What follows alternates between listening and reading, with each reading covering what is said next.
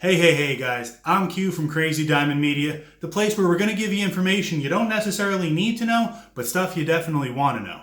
The kind of stuff you can use to justify your massive student loans, or look smart at that next cocktail party you decide to go to. Anyway, this week we're going to be looking at the top 10 most spoiled dogs. So let's sit, stay, and get ready for this top 10.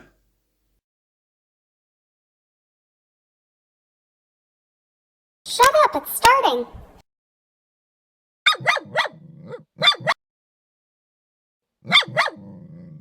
Lucky, or Lucky Diamond, was a small Maltese who was owned by Wendy Diamond, the publisher of Animal Fair magazine.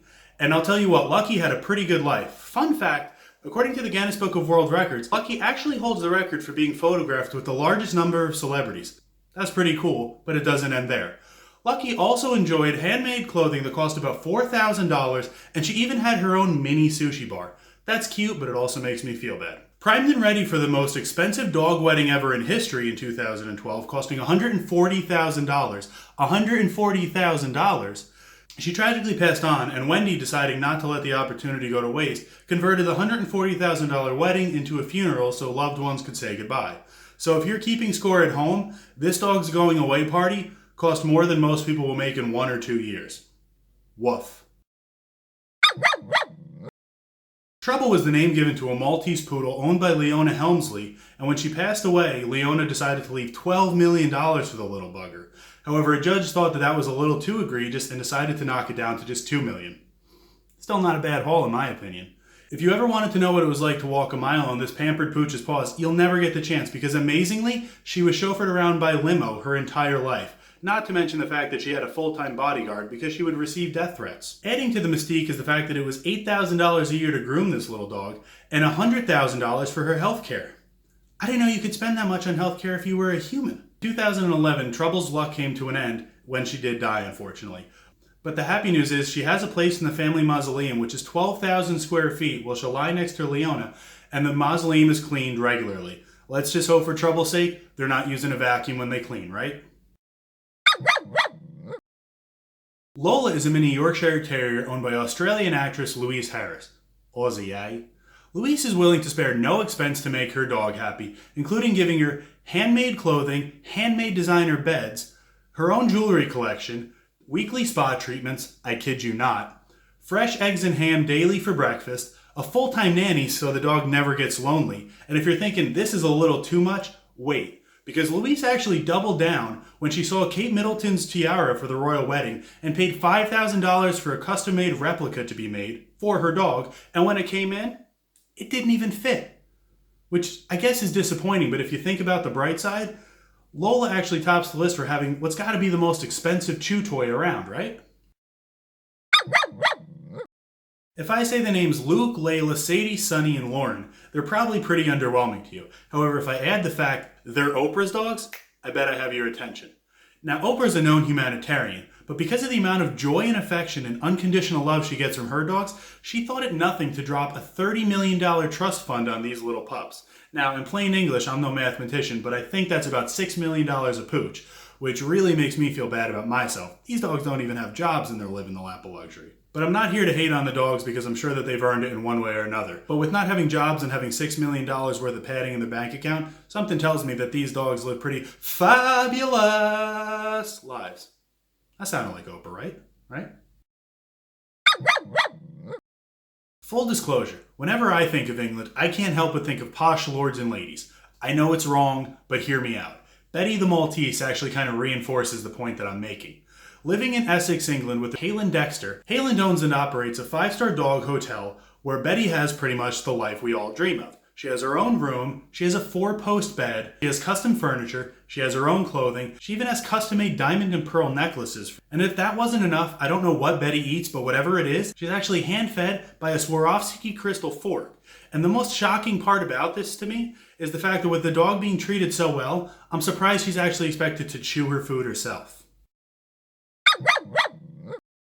In the Italian language, Lupo means wolf, but in jolly old England, it means royalty. Owned by Prince William and Kate Middleton, Lupo is a dog that's both royal and very, very secretive. Now, I mean, not the dog himself is secretive, but I think you can get what I'm saying. No one even knew that Lupo existed until a year after Kate and William were married when they were seen walking him down the beach. Now, I can't actually speak to the details of this dog's life, but one, he is royal, two, he is well known around the world, and it didn't really feel right for me to make a list of spoiled dogs and not put a royal dog on the list, right? There's just not that many of them out there. So, jolly good. Next up is Tinkerbell, who, just in case of any confusion, is not Peter Pan's right-hand gal, but rather Paris Hilton's right-hand 14-year-old Chihuahua. If traveling the world with Paris wasn't enough, Tinkerbell actually lives in Paris's backyard, where she has a miniature replica mansion made, which comes with custom furniture, a spiral staircase, a chandelier, and air conditioning. Why would they even say air conditioning? I thought that came standard in all dog houses. As if that's not enough, the little bugger actually ghost wrote a book called The Tinkerbell Hilton Diaries, My Life Tailing Paris Hilton. I wanted to be an author at one point in my life. Does anyone know if Paris is looking to adopt again? Tina and Kate are two dogs that live life on their own terms, and this is pretty much because of the fact that Nora Hardwell was their owner, and when she died, she decided to leave her 5 acres of land and the house that she lived in to her dogs, expressly saying that the dogs got free reign of both house and land. As if it wasn't enough that the dogs got that, they also got $700,000 to make sure that they were well taken care of, in addition to a full-time housekeeper who's supposed to take care of both the dogs and the house, and it stipulates in the will that the housekeeper must keep the house spotless. So that's a great story, but I really hope that in the end, the dogs are allowed on the couch too, or otherwise, what's the point, right? So this chaplain probably isn't as well known as its counterpart Charlie from the 1920s, but I still think the pooch does pretty well. Owned by the actress Jessica Chastain, they actually get to tour the sets and studios and all the Hollywood hotspots that Chastain goes, because apparently the two of them are just inseparable. However, the thing that really sticks in my craw is that the dog gets away with murder.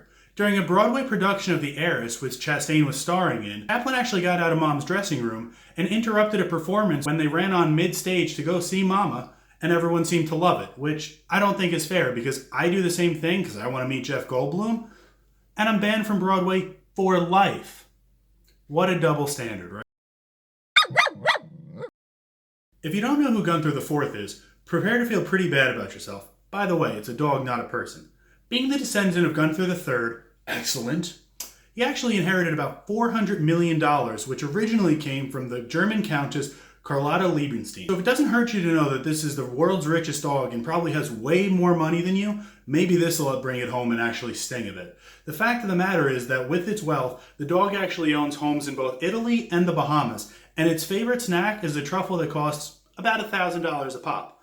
So again, if we're keeping track at home, the dog owns homes around the world, way more than me, and its favorite treat is more than I spend in a week on groceries.